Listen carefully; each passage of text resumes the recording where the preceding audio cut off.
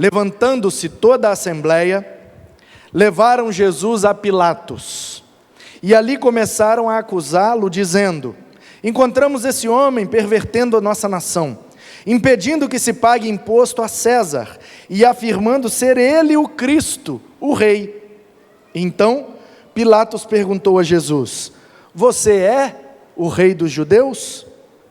Jesus respondeu: o Senhor está dizendo isso.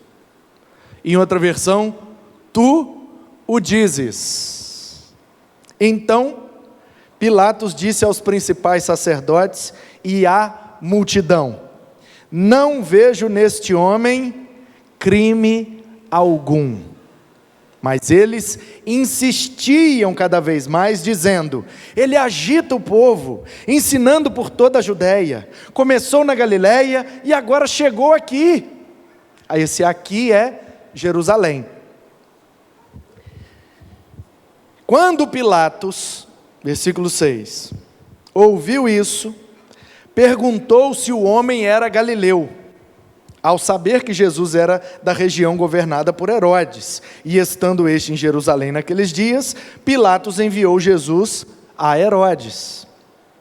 Quando Herodes viu Jesus, ficou muito contente, pois havia muito tempo que queria vê-lo, por ter ouvido falar a respeito dele. Esperava também vê-lo fazer algum sinal, algum milagre. E de muitas maneiras o interrogava, mas Jesus não lhe respondia nada. Os principais sacerdotes e os escribas ali presentes o acusavam com veemência. Mas Herodes, juntamente com seus soldados, tratou Jesus com desprezo, e para zombar de Jesus, mandou que o vestissem com um manto luxuoso e o devolveu a Pilatos. Naquele mesmo dia, Herodes e Pilatos se reconciliaram, pois antes eram inimigos. Deixa eu parar aqui para já fazer uma aplicação logo aqui, que eu vou ler o capítulo inteiro e não posso demorar muito. Algumas coisas nessa primeira leitura aqui até o versículo 12 já me chamam muita atenção. Primeiro, que o crime que estão acusando Jesus é o crime de ensinar. Ele está ensinando por aí. Que crime é esse? Está ensinando? Está falando a verdade? Está revelando o que vai no íntimo de cada um? Está desafiando as pessoas, desafiando no bom sentido, de olharem para dentro de si, olharem-se no espelho existencial e perceberem quem de fato eles são, e qual é a verdade que controla o universo. Mas ele está sendo acusado de perverter, de ser um bagunceiro, de estar causando transtornos. E aí lá no livro de Atos, quando os apóstolos começam de Jerusalém, Judéia, Samaria, e ir até os confins da terra, aí o pessoal começa a reclamar: esses que têm transtornado o mundo, chegaram também aqui.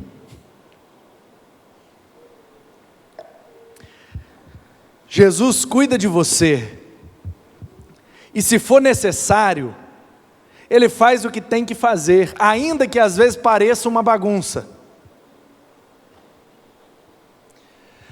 No olhar carnal daqueles homens, Jesus era um bagunceiro, mas na verdade ele estava obedecendo ao Pai, fazendo tudo o que tinha que fazer, porque o seu propósito era ir para a cruz.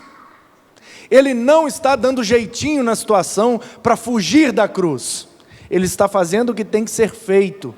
E o seu objetivo é morrer na cruz. Ele já tinha dito isso aos discípulos, que tudo isso ia acontecer. O Pedro até pulou na frente: não vai acontecer nada. Ele: rapaz, você é o primeiro que vai negar. Então, queridos, Jesus não está aqui desavisado. estão me acusando injustamente, ai, e não sei o que lá. Você percebeu?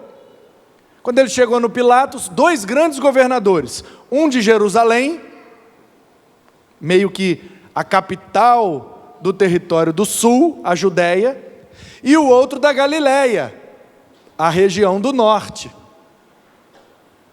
e das cidades ali ao entorno. Os 2 ligados ao Império Romano. Os 2 estavam ali para serem líderes políticos, uma espécie de governadores, é porque o sistema político deles era diferente, mas como se fossem governadores, líderes de uma determinada macro-região. O Pilatos em Jerusalém e o Herodes nos entornos e até na região da Galileia. E os 2 eram tretados, porque um era de uma linha política, o outro era de outra linha política. E eles brigando. E é sempre assim, os políticos brigam e o povo é que sofre. E aí, levam Jesus ao Pilatos. Qual é a acusação do cara? Não, ele está fazendo muita bagunça, está dizendo que não é para pagar o imposto, porque o cara está ligado a Roma, e ele está ali para manter a ordem, a chamada Pax Romana, que é o modelo romano de governar em paz. Não quero briga, não quero guerra, não quero confusão. Paga meu imposto e faz o que você quiser. Adora o Deus que você quiser, usa a roupa que você quiser, come a comida que você quiser, faz sua casa do jeito que você quiser. Eu não quero interferir na sua vida. Eu quero você em paz, saudável, para produzir cada vez mais e pagar cada vez mais imposto. Então, qual é a estratégia dos acusadores? Ele está dizendo que não é para pagar imposto. Só que ele já tinha vivido uma situação em que ele ensinou, inclusive, aos seus discípulos, não sei se você se lembra, daquela passagem que eles vêm cobrar o imposto e eles estão sem dinheiro, aí ele vira e fala, pega na boca desse peixe aí. E aí pega um peixe, e na boca do peixe tinha uma moeda. Ele fala, agora pega essa moeda e dá a César o que é de César, e a Deus o que é de Deus. Se é para pagar o imposto, paga o imposto. Agora, adoração somente a Deus. Era isso que ele estava ensinando. Porque o povo pagava o imposto, mas também idolatrava o imperador. E quem fosse contra o imperador, corria risco de perder a vida. É um crime blasfemar contra o imperador. Por isso que quando Jesus diz que ele veio para estabelecer o seu reino, os carnais que não compreendem o reino de maneira espiritual que ele veio trazer, os carnais acham que ele veio para competir com o imperador, competir com César, para ver quem é que ia mandar ali em Jerusalém. Só que Jesus não queria mexer nem com política, nem com guerra, nem com disputa, nem com briga, nem com nada. Ele veio trazer o reino espiritual de Deus até nós. Você continua trabalhando, continua pagando o seu imposto, mas a adoração você precisa prestar a Deus, que é espiritual. Então Jesus nunca ensinou contra o império, nunca ensinou contra o imposto, nunca ensinou contra nada do que eles estavam dizendo, mas eles estavam acusando para provocar a sua morte. E qual era a bagunça que ele promovia? Ele estava colocando as coisas no seu devido lugar, porque as escrituras estavam no domínio dos líderes religiosos, escribas, fariseus, saduceus. O povo não tinha muito acesso, ficavam à mercê do que os rabinos ensinavam. E aí Jesus vem e fala, vocês aprenderam assim? Ouviste o que foi dito, eu porém vos digo. E aí Jesus começa a explicar a lei de uma maneira completamente nova, completamente revolucionária. A lei dizia, você não pode roubar nada de ninguém. Aí Jesus fala, se você tiver ódio, raiva de alguém, você já matou no seu coração, é assassinato do mesmo jeito. Aí os caras, o que é isso? Esse cara é maluco. Por quê? Porque estava cheio de raiva e mágoa no coração. E aí eles seriam colocados no mesmo pé de igualdade que os assassinos.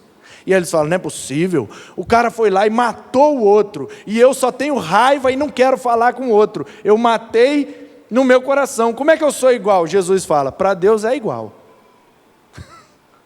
Tem pecadinho nem pecadão, pecado, ponto. Aí os caras falavam, você não pode pegar a mulher dos outros. Aí Jesus fala, não, ouviste o que foi dito, eu porém vos digo, se você olhar e desejar, já pegou. Aí os caras, que isso rapaz? Não, pelo amor de Deus. Está percebendo onde está o problema? Jesus subiu o sarrafo, ele subiu o nível do negócio. Não, vocês estão pensando o quê? Que relacionamento com Deus é ir no templo, é matar um bicho, cantar meia dúzia de música e entregar aqui uma oferta e está tudo resolvido?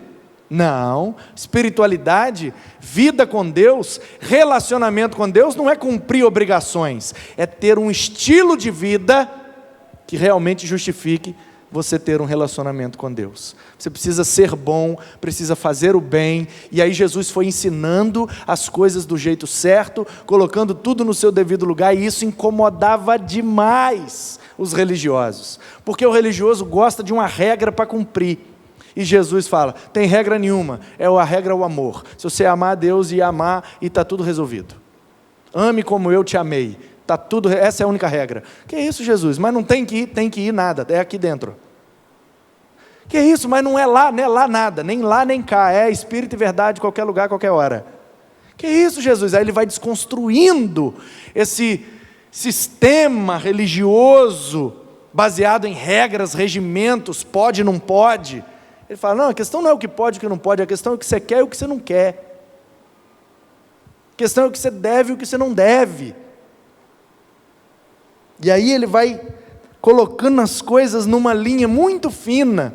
Ele pega a porta que estava muito larga e vai diminuindo e torna ela bem estreita. E aí isso deixou os caras doidos. E a gente tem que dar um sumiço nesse cara. Porque ele ensina umas coisas com um nível muito alto de espiritualidade, a porta é muito estreita, e o problema é que quanto mais ele fala, e quanto mais difícil, mais seguidor ele tem. Eu prego que a porta é larga, e não vem quase ninguém. Ele prega que a porta é estreita, e vai todo mundo atrás dele. Eu dou facilidade e não alcanço ninguém. Ele bota dificuldade e tem um monte de gente atrás dele. Eu tenho meia dúzia lá na sinagoga todo sábado, ele vai para cima do morro, começa a falar, junta 5.000. Falava como quem tem autoridade. Bate no peito e diz, é assim e eu vim para mostrar como é que faz. E aí essa turma fica doida. E o Pilatos não tem como acusá-lo. Não, qual é o crime que ele cometeu? Você é o rei do judeu? É o senhor que está falando. Ele está ensinando, ele está dizendo, ele está... Tá, mas qual é o crime? O crime? Matou quem? Roubou quem? Pegou a mulher de quem? Tem aí o recibo que ele não pagou o imposto? Não, ele pagou, pegou lá na boca do peixe. Então não tem como condenar esse cara. Ele é lá do norte, da Galileia? Não, quem cuida dessa terra lá é o Herodes, manda para ele. Aí pega Jesus, bora lá no Herodes. Aí chega lá, qual é a acusação? Está ensinando, está pregando, está falando muita verdade aí, e império, e tal, está dizendo que ele é o rei, ele é o rei, ele é o rei. Você é o rei? Não sei de nada não. Qual é o crime que ele cometeu, gente? Não, ele está fazendo bagunça. Que bagunça? Quebrou alguma coisa? Deu prejuízo a alguém? Não, é porque onde ele vai falar, junta um monte de gente. Qual é o crime? O que você está fazendo? Nada. O texto diz, e ele não respondia nada. Aí o Pilatos, bom, já que ele é o rei, então traz uma roupa de rei para ele. Aí trouxeram uma veste pomposa de rei, aqueles panão de veludo que botaram a roupa bonita de rei nele, manda ele de volta para o Pilatos. Aí a gente olha aqui o Pilatos, aí eu vejo aqui três personagens, né?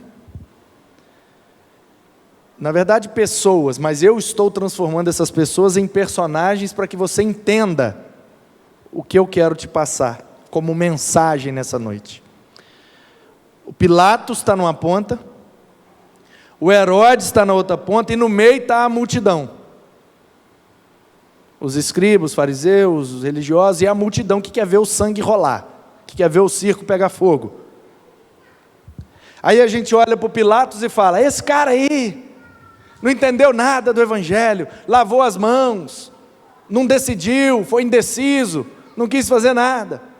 Aí a gente olha para o Herodes e fala: esse cara aí, ó, foi covarde, zombou de Jesus, botou a roupa de rei nele, para zoar dele, para zombar dele, e mandou ele de volta. O ping-pong, um manda para um, outro manda para o outro, e a multidão, duas bestas, besta no sentido mineiro, né? Um monte de gente boba, bobada, bestalhada, andando atrás para ver, vão matar ele, vão prender ele, eu quero ver sangue, e na plateia. Aí a gente olha para o Pilatos e estabelece um julgamento: esse cara lavou as mãos, esse cara é omisso. Aí a gente olha para o Herodes e fala: esse cara aí é covarde, podia tomar uma decisão, não tomou, mandou de volta. E a multidão é a plateia que só assiste, não decide nem participa de nada. E quantas vezes eu e você já não fomos como um desses três aí?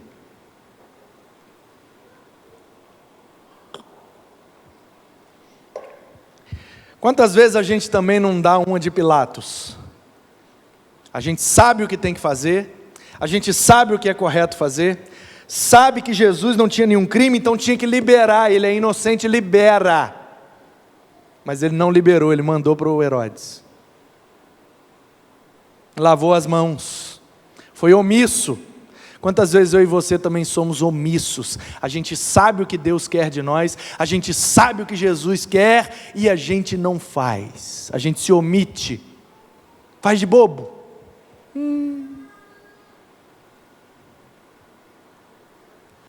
Quantas vezes eu e você também não somos da outra ponta, somos um bando de Herodes?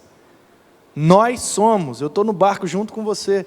Quantas vezes eu e você temos a opção de decidir, de definir, de fazer algo definitivo, e a gente fica covardes. Não, manda de volta, isso não é problema meu não. Não, isso não é problema meu não. A gente se esquiva. A gente se esquiva. Esses dias eu vi uma charge, um desenho, né? Muito legal, muito genial. Uma pessoa, meia maltrapilha assim, pelo desenho estava passando dificuldade na vida, entendeu? Uma pessoa toda escabufada e desesperada, com as mãos erguidas para o céu, e o balãozinho dizia assim, ó: meu Deus, por que eu vivo tanto problema? Onde está o meu problema? E aí das nuvens, um facho de luz assim, e aí uma mão descia no meio daquele facho de luz, e a mão segurava um espelho, e o espelho apontava para o rosto daquele cara, e dizia assim, ó: aí está o seu problema. E o cara olhou e era um espelho. E quem que ele viu no espelho? Ele mesmo.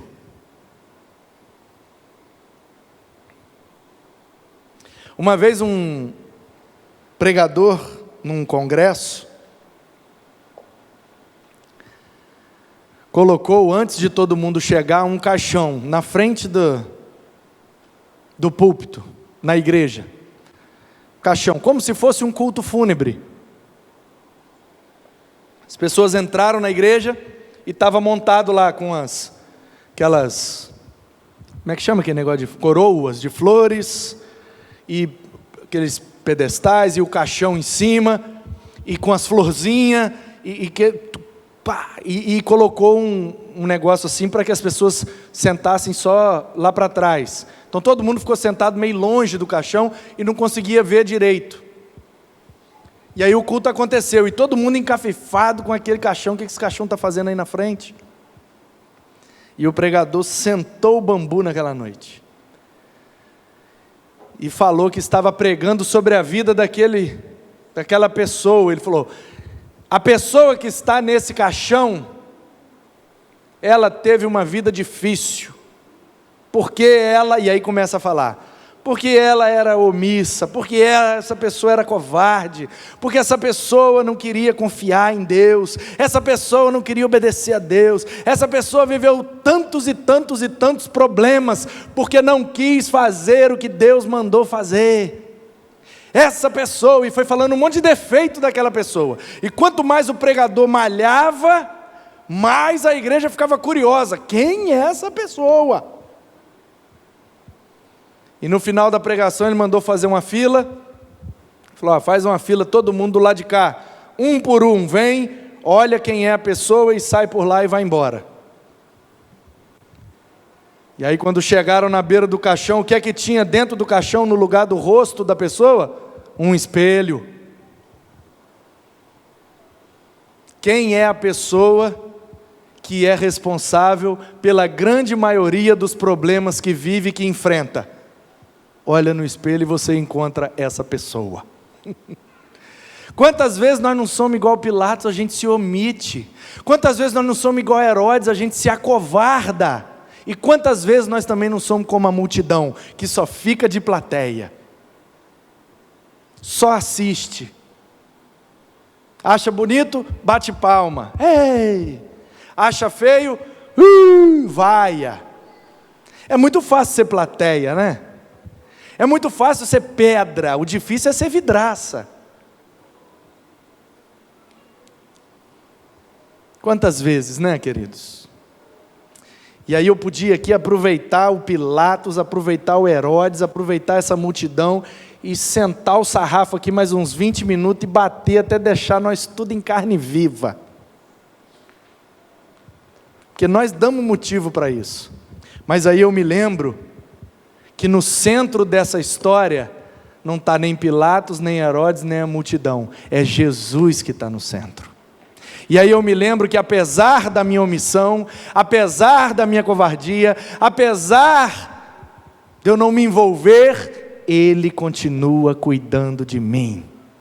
Ele morreu por mim. Ele me amou de tal maneira que se entregou por mim. Apesar de eu não merecer, apesar de eu ser igual Pilatos às vezes, apesar de eu ser igual Herodes às vezes, apesar de eu ser igual a multidão às vezes, só fico de longe observando, olhando e criticando. Gostei, não gostei. Foi bonito, foi feio. Tá bom, tá ruim. Apesar de eu ser assim, Ele continua cuidando de mim. Ele se entregou, e Pilatos então reuniu os principais sacerdotes, as autoridades e o povo e lhes disse: vocês me apresentaram esse homem como sendo um agitador do povo, mas tendo interrogado na presença de vocês, nada verifiquei contra ele dos crimes que vocês o acusam, nem mesmo Herodes, pois o mandou de volta para cá. Assim, é claro que ele não fez nada que mereça a pena de morte. Portanto, após castigá-lo, ordenarei que seja solto. Tomou a decisão, certo? Olha aí o 16. Nós estamos em Lucas 23. 16. Após castigá-lo, ordenarei que seja solto. O cara é governante. O cara tem autoridade. Ele tomou a decisão. Dá uma chibatada aí pela bagunça que ele fez e solta o cara. Não é isso que ele está dizendo, gente? Sim ou não? Vocês estão aí ainda, gente?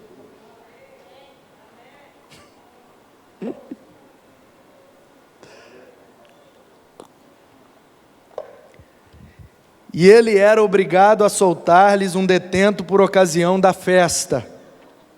Toda a multidão, porém, gritava: fora com este, solte Barrabás.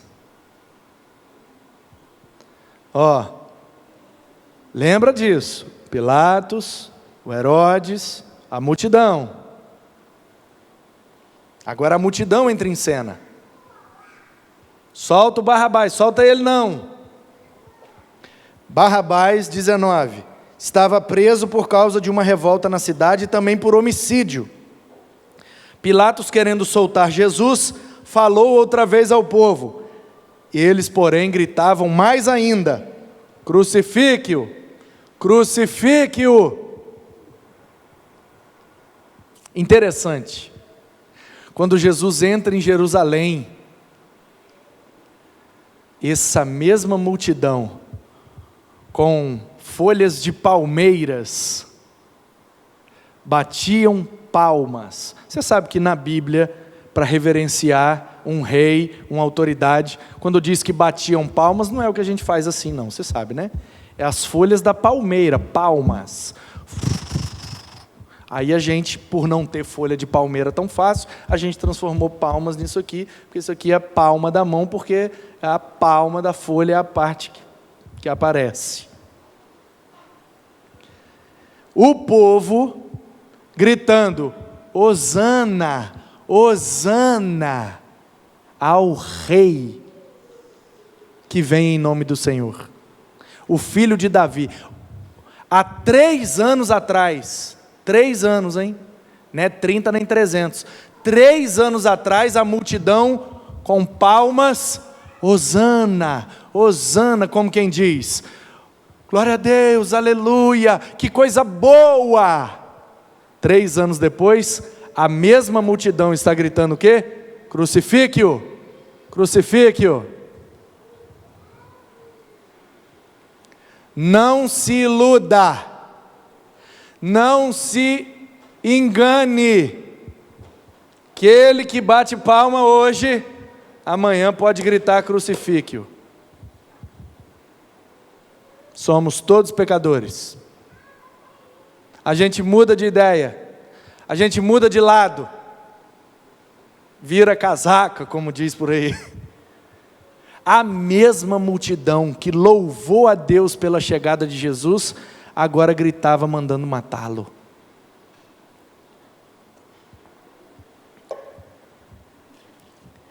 22. Então, pela 3ª vez, Pilatos lhes perguntou à multidão: que mal ele fez? Eu não achei nada para condená-lo. Portanto, pela 2ª vez ele decide, e pela 3ª vez ele não atende o pedido da multidão. Depois de açoitá-lo, liberte-o.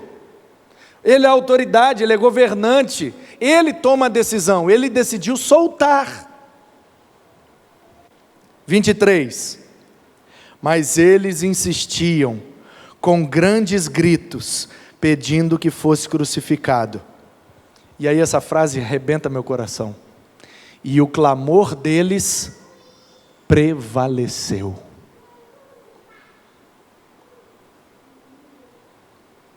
O Pilatos sabia o que tinha que fazer, decidiu fazer, mas não aconteceu o que ele decidiu. Por quê? Porque a maioria, a multidão, empurrou a decisão para o outro lado. Às vezes acontece isso com a gente. A gente sabe o que tem que fazer, a gente decide fazer. Por que é que não faz? Porque a multidão empurra a gente para o outro lado. E aí cada um tem sua multidão. Às vezes é multidão de sentimentos, às vezes é a multidão de mágoa, de rancor, às vezes é a multidão de gente mesmo, que convida, que chama, que oferece. A gente sabe que não pode ir, a gente decide não ir, mas é tanta mensagem, é tanta ligação, é tanta gente no portão chamando, eu vou ter que ir lá, né? E aí a gente faz diferente do que decidiu, igualzinho Pilatos. A gente é influenciado, a gente é empurrado para o lado contrário da decisão certa. Então, 24, Pilatos decidiu atender-lhes o pedido. Soltou aquele que estava encarcerado por causa da revolta e do homicídio, a quem eles pediam, e quanto a Jesus, entregou à vontade deles.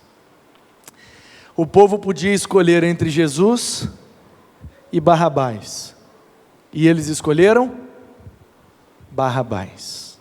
Quantas vezes eu e você também sabemos que temos que escolher Jesus, sabemos que temos que obedecer Jesus, sabemos que temos que ficar firme com Jesus, mas de vez em quando a gente escolhe o Barrabás. A gente faz o que o Barrabás quer. De vez em quando, a gente deixa o Barrabás vencer essa guerra. Enquanto o conduziam,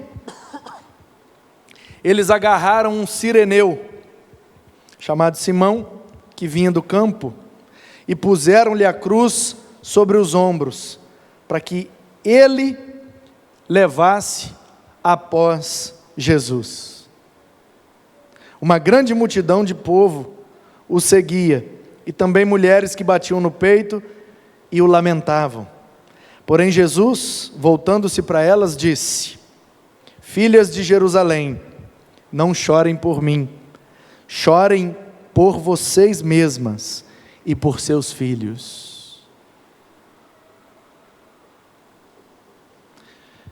Jesus cuida da gente, mas de vez em quando ele fala umas verdades, né?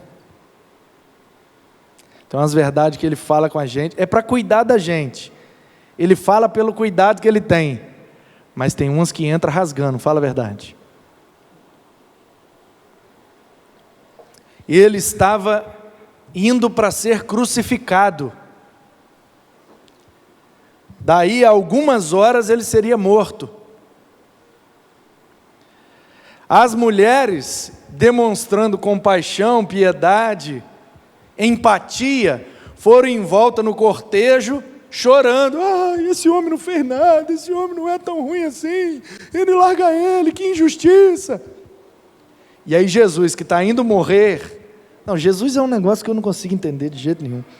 Ele está indo morrer, as mulheres estão chorando do lado dele, ao invés de ser consolado pelas lágrimas, ao invés dele olhar e falar assim: olha que coisa boa, ainda tem algumas mulheres que gostam de mim, ainda tem umas mulheres que me defendem, ainda tem umas mulheres que estão chorando pela minha causa, enquanto tem muitos gritando crucifique, tem umas mulheres chorando porque eu vou morrer. Não, ele olha para elas e diz assim: se eu fosse vocês eu parava de chorar, ou pelo menos choraria por um motivo diferente, porque eu vou morrer, isso aí eu sei desde o primeiro dia que eu nasci. Agora, o que vai ser dos filhos de vocês com esse tipo de estilo de vida que vocês estão levando? Matando um profeta? Aniquilando aquele que veio para ensinar a verdade? Tirando aquele que veio para trazer paz, vida e vida em abundância? Vocês estão tratando desse jeito? Se eu fosse vocês, chorava por mim não, chorava por vocês e pelos filhos de vocês, que a próxima geração é capaz de ser ainda pior do que vocês.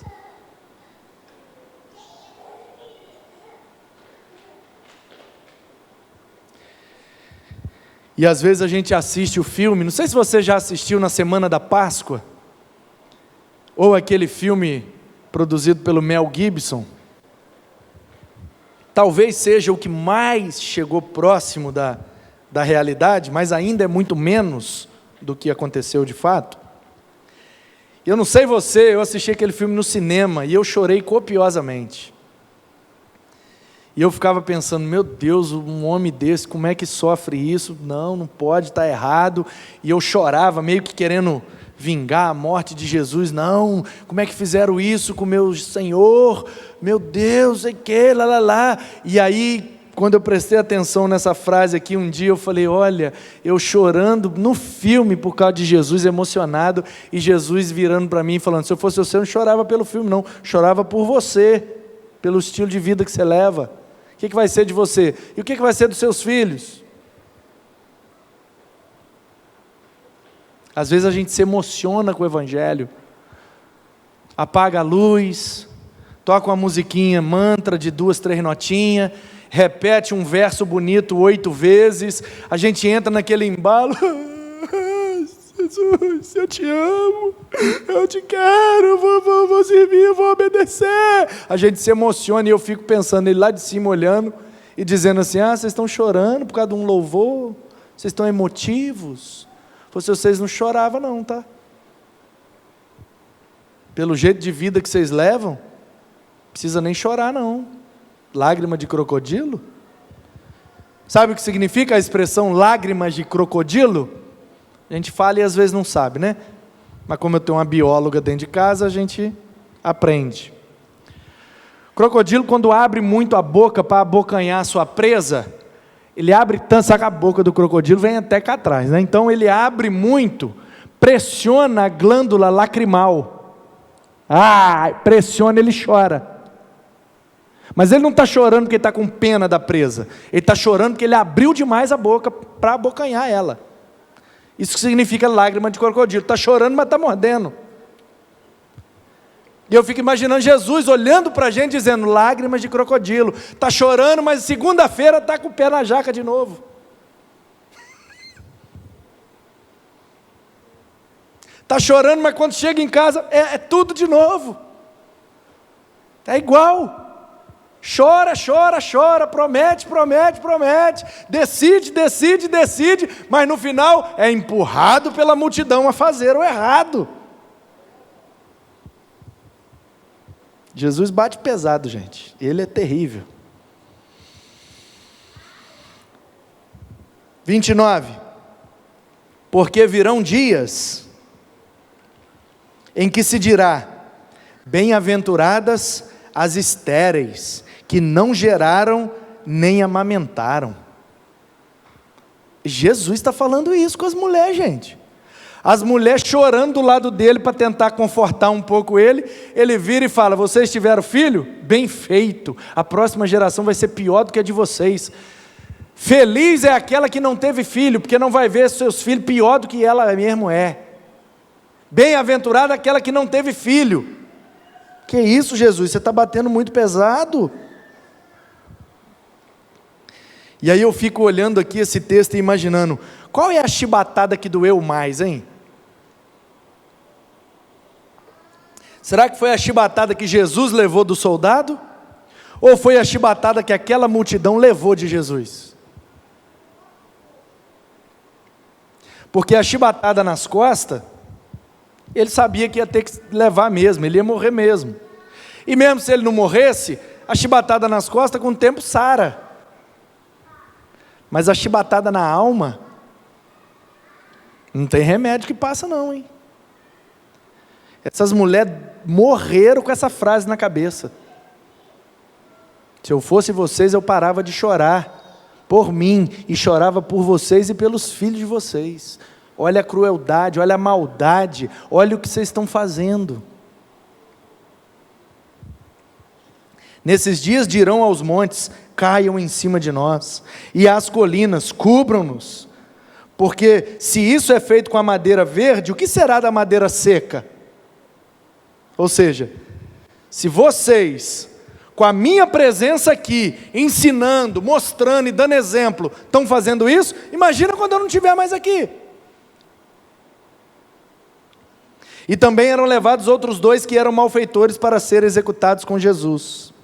Quando chegaram ao lugar chamado Calvário, o monte da caveira, Gólgota, no aramaico, Calvário, no grego, caveira. Quando chegaram lá, ali o crucificaram e os malfeitores, um à sua direita e outro à sua esquerda. Colocaram na cruz. Mas Jesus dizia, a outra chibatada agora, ele está na cruz, pregado, já sangrando, ele olha para baixo e diz, Pai, perdoa eles não sabem o que fazem não. Jesus cuida de você, mesmo quando você faz o errado, mesmo quando você é cruel, mesmo quando você desce ao nível mais baixo, e Ele intercede por você dizendo: Pai, perdoa, eles não sabem o que faz. Você quer um cuidado melhor do que esse? Primeiro Ele dá a chibatada, está errado, e a próxima geração é capaz de ficar até pior. Depois Ele olha para o céu e intercede: Pai, perdoa, porque de fato mesmo nós sabemos, né? Eles não sabem o que estão fazendo, eles não compreendem, eles não enxergam. Então, para repartir as roupas dele, lançaram sortes. O povo estava ali e observava tudo. Essas duas palavras aqui também chegam a arrepiar. O povo estava ali e observava tudo. Quantas vezes nós não somos como esse povo? A gente vê a injustiça, a gente vê a crueldade, a gente sabe que está errado, mas a gente só observa. A gente sabe que poderia se envolver, a gente sabe que deveria intervir, mas a gente só observa.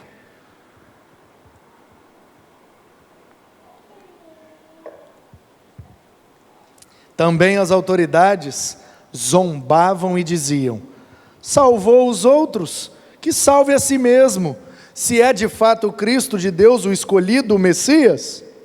Por que ele não desce aí da cruz? Ele não é tão poderoso? Igualmente os soldados zombavam dele, e aproximando-se trouxeram-lhe vinagre, dizendo: se você é o rei dos judeus, salve a si mesmo. E acima de Jesus estava a seguinte inscrição: este é o rei dos judeus. É o tal do INRI. Sabe de onde vem esse INRI, que esse cara Henri Cristo usa? É por causa do latim ali, né? Jesus Nazareno Rex Judeus. INRI. Jesus Nazareno, rei dos judeus. Estava nas 3 línguas. Tinha em aramaico, tinha em grego e tinha em latim. Um dos malfeitores crucificados blasfemava e dizia, o de um lado, né? Você lembra? Ele está no meio, tem um do lado e o outro do outro. O de um lado, não sei se era o da direita ou da esquerda, virou e disse: por que o senhor não desce daí? O senhor não é o Filho de Deus, o poderoso? O pessoal diz aí que você andou sobre a água, multiplicou pão, peixe, ressuscitou um monte de gente. Por que você não desce daí, rapaz? Desce daí e tira nós daqui também.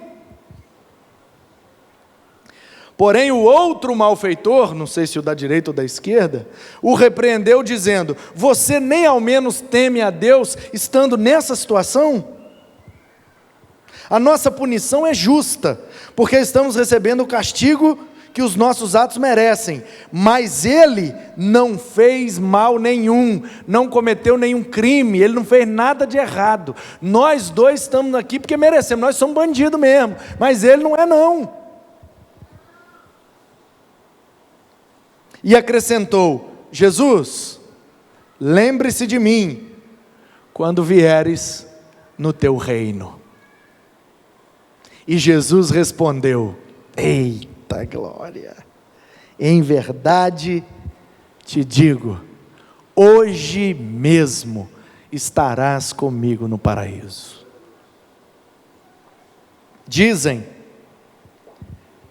os historiadores, na Bíblia não tem, mas a história diz, a tradição histórica, que o nome desse homem era Dimas.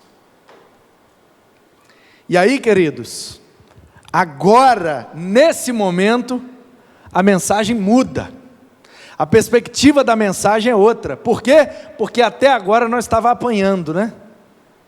A gente era o Pilatos, a gente era Herodes, a gente era a multidão, e a gente tomou saraivada de tudo que é lado, e é bom mesmo tomar de vez em quando. Mas agora faz uma bifurcação. Agora a gente pode ser o ladrão de um lado, ou pode ser o ladrão do outro. E aqui as situações são completamente diferentes. Porque o ladrão de um lado não creu, zombou.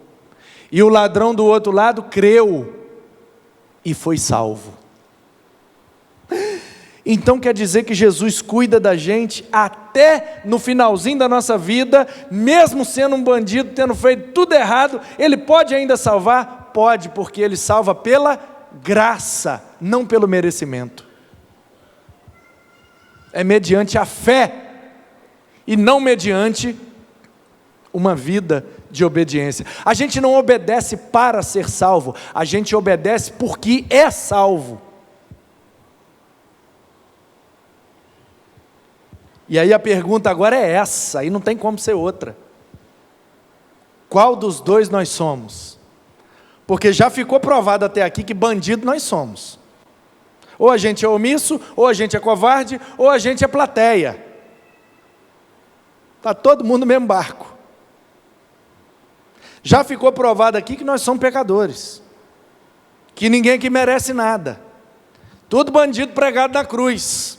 Vamos morrer por causa do nosso pecado, merecemos a morte e o inferno. Só que agora abre-se uma nova possibilidade. Se crer, estarás com Ele no paraíso. E aí? Qual dos dois ladrões nós somos agora? O que zomba e acha que vai dar nada não, e caminha para a perdição? Ou aquele que crê, e mesmo sabendo do seu erro, se arrepende, com fé genuína, e ouve dos lábios do Mestre: hoje mesmo estarás comigo no paraíso. Qual dos dois nós somos? O que zomba ou o que crê? Qual você é? A sua decisão vai decidir o seu destino. A sua decisão vai decidir o seu destino. Se zombar, perdição, inferno, lago de fogo, eternidade sem Deus, fora de Deus. Se crer, paraíso, presença de Deus, vida em abundância eternamente. Eu não sei você, como diz a história, eu sou Dimas. Dimas, sei do meu erro, dou o braço a torcer, ele está certo, eu estou errado, eu não mereço, mas eu quero que ele lembre de mim quando vier no seu reino. Eu quero que ele lembre de mim quando vier para estabelecer o seu reino. E só por isso eu já consigo, pela fé, ouvir a sua voz que diz: hoje mesmo já está comigo. Porque a vida eterna não começa depois da morte. A vida eterna começa no dia em que tomamos essa importante decisão. E dali em diante ela extravasa para depois da morte. Mas ela já começa agora. Por isso a frase é: hoje mesmo. Hoje mesmo. Hoje mesmo. Às vezes a gente tem a mania de jogar tudo para depois. Igual a Marta. João 11, lembra quando Lázaro morreu? Jesus, entre aspas, demorou, atrasou. E aí ele chegou no quarto dia, já estava morto, já estava fedendo. E aí a Marta veio correndo desesperada para encontrar ele na entrada de Betânia. E aí ele falou: não, fica tranquila, bora para o cemitério. Se você crer, você verá a glória de Deus. O seu irmão vai ressurgir. Ela fala: eu sei, Senhor. Ele vai ressurgir, ele vai ressuscitar naquele dia. Ela diz: não, ele é crente. Ele creu, ele era seu discípulo. Eu sei que quando vier aquele dia da ressurreição, ele vai estar junto ressuscitando. E aí Jesus fala: bora para o cemitério? Você crê? Eu creio. Então você verá a glória de Deus. Não, mas não é naquele dia que ele vai ressuscitar? Nós somos assim, a gente tem a tendência de jogar as coisas para depois. E quem sabe Jesus não está querendo fazer é hoje. Sim, Lázaro morreu de novo, e no dia da ressurreição ele vai estar com a gente ressurreto lá. Mas Jesus queria naquele dia ressuscitá-lo também, para que em Betânia crescem que Ele é o Filho de Deus.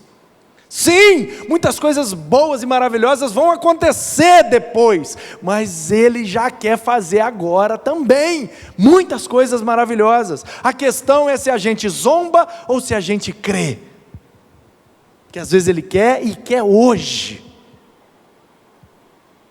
hoje mesmo. Já estamos com Ele no paraíso, porque onde Ele está é o paraíso, e se Ele está em mim, eu já estou no paraíso. Já era quase meio-dia, e escurecendo-se o sol, houve trevas, até as 3 horas da tarde, a hora nona, e o véu do santuário se rasgou. E isso é profético e simbólico, né? O véu separava o lugar onde só os sacerdotes entravam, o Santíssimo, o Santo dos Santos. E eu sempre olho isso aqui e esqueço de tirar. Só os sacerdotes entravam lá, o povo fica daqui para cá. Quando Jesus morre, rasgou. O que é que Deus está querendo dizer com isso? Agora não precisa mais de intermediário. Agora todos nós temos livre acesso à sua presença e ao seu poder. Pai, nas tuas mãos entrego o meu espírito. E dito isto, morreu.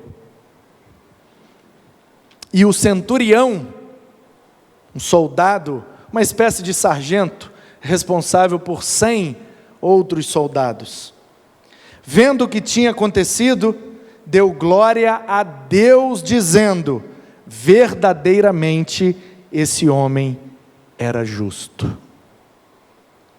E todas as multidões, reunidas para aquele espetáculo, vendo o que havia acontecido, retiraram-se, batendo no peito, como quem dizem: cometemos um erro, matamos um inocente.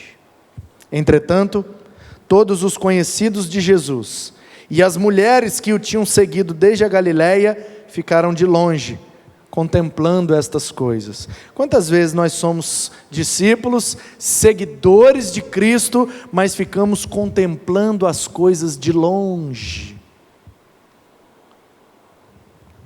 para não comprometer. E eis que havia um homem chamado José, membro do Sinédrio, homem bom e justo, que não tinha concordado com o plano e a ação dos outros. Ele era de Arimateia, cidade dos judeus, e esperava o reino de Deus. Ele foi até Pilatos e lhe pediu o corpo de Jesus, e tirando-o da cruz, envolveu num lençol de linho e o depositou num túmulo aberto numa rocha, onde ninguém havia sido sepultado ainda. Era o dia da preparação, e o sábado estava para começar. As mulheres que tinham vindo com Jesus desde a Galileia seguiram José e viram o túmulo e como o corpo foi colocado ali.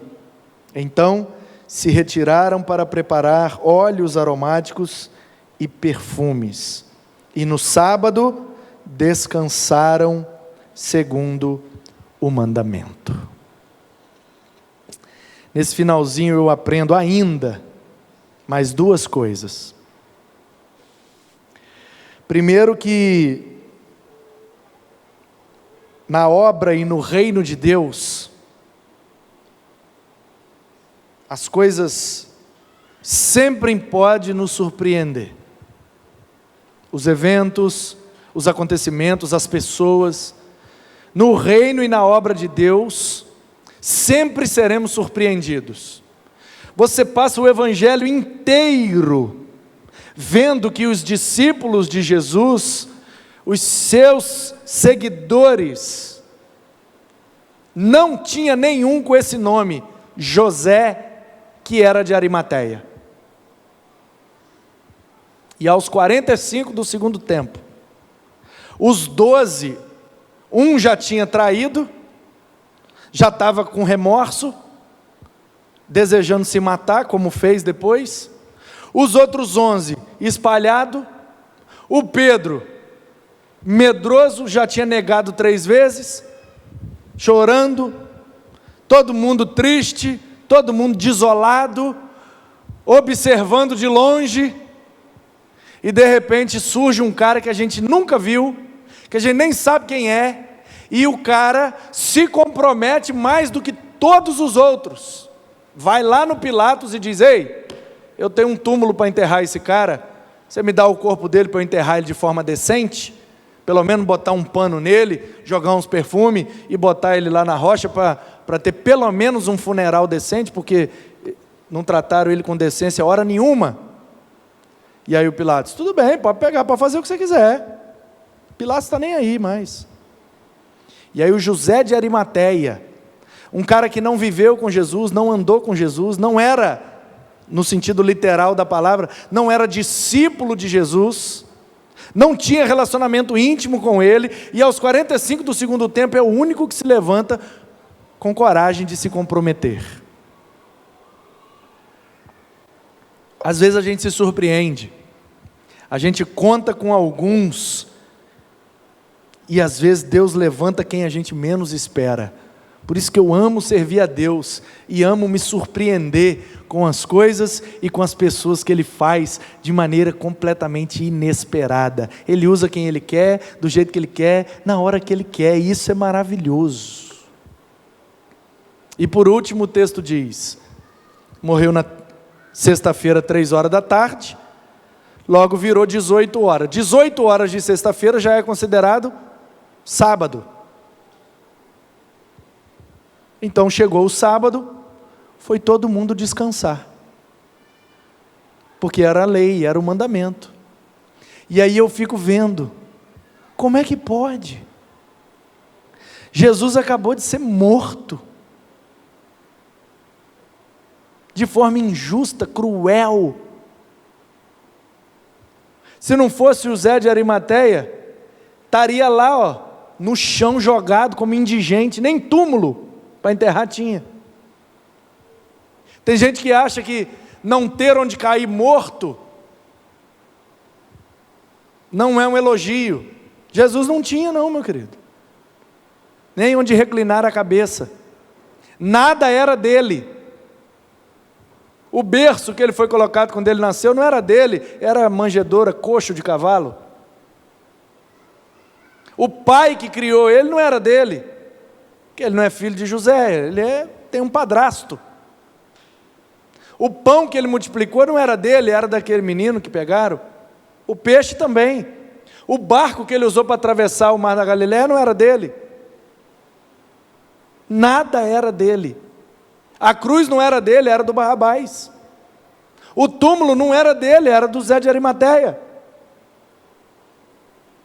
Nada era dele, mesmo sendo por ele tudo criado. E eu fico pasmo, como é que o dono do universo se esvazia desse jeito e se sujeita ao papel de pegar tudo emprestado, só para cuidar de mim, só para cuidar de você. Acabou de morrer, sem nada, e foi todo mundo descansar. Ele investiu 3 anos e meio de sua vida, sua inteligência, seu conhecimento, seu amor, seu relacionamento, 3 anos e meio andando com esses caras, fazendo milagre, curando, demonstrando seu poder, ensinando, amando, perdoando. 3 anos e meio, ele acabou de morrer de forma cruel e injusta, bateu o horário, todo mundo foi descansar. Eu fico bobo de ver como a gente esquece tão rápido de Jesus em algumas situações. Deu meu horário, tchau. Eu fico bobo de ver como Ele cuida tanto da gente, como Ele investe tanto na gente, e a gente faz pouco caso dEle.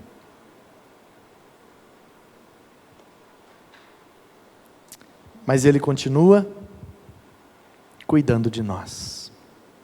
Ele continua cuidando de nós. E para você que acha, você que está acompanhando pela internet, aqui, online, ao vivo, ou lá, gravado, ou você que está aqui, começo dessa mensagem, você pode ter pensado, que é isso? E como é que nós escolhemos esse texto? Para quem não estava aqui, ou para quem não viu no início, pedi 2 voluntários, a Pen e a Ludmira vieram aqui. Eu sei que eu ia pregar no Evangelho uma mensagem sobre Jesus, mas não sabia em qual dos 4, nem qual passagem. Então a Pen escolheu o número 3, Evangelho de Lucas. A Ludmila escolheu o 23, o capítulo que eu preguei. Nada foi preparado, nada foi arquitetado, nada foi combinado. Eu fui lendo, explicando e aplicando e deixei Deus falar. Mas Deus salvou a gente aqui hoje. Deus salvou. Numa mensagem improvisada. Porque o nosso Deus sabe tudo, sabe antes. Ele não é Deus de improviso, Ele é Deus de propósito. Você que nessa noite ouviu Deus falar com você, e você quer ser aquele ladrão que olha e diz, Senhor, lembra de mim quando vieres no teu reino, eu não vou zombar, eu vou crer nessa palavra, para herdar a vida eterna. Se você está aqui, e tomou essa decisão enquanto ouvia essa mensagem, mostra a palma da sua mão para mim assim, sou eu aqui, lá, Deus abençoe. Mais alguém? Deus abençoe. Mais alguém? Deus abençoe. Que Deus nos abençoe, e que Deus continue falando aos nossos corações através da sua palavra. Esse livro fala, esse livro salva, esse livro transforma. O livro todo, para o homem todo, a todos os seres humanos. Que assim seja, para a glória de Deus, em nome de Jesus. Amém.